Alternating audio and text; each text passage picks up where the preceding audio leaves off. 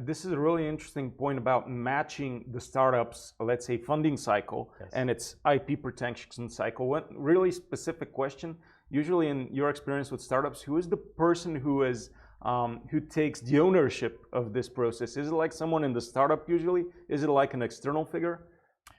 No, again, fantastic question. Seems like you've been through a few startups yourself.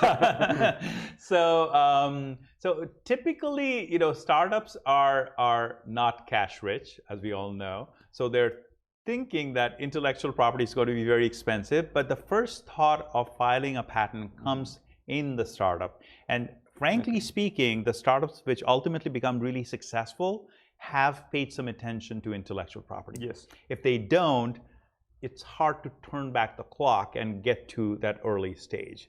Even for someone like Facebook, when they came out, they did not think they needed patents, but they were wrong. They needed a lot of patents, and they had to go buy patents at a very premium price to protect themselves. So hopefully it's being thought within the startup, and they are thinking it early enough. And then when they're starting to talk with investors, hopefully the investors are savvy enough that they set aside some budget for the intellectual property protection. But it's a process. It's not with one person, but it's a process of making intellectual property protection part of the overall strategy of that startup.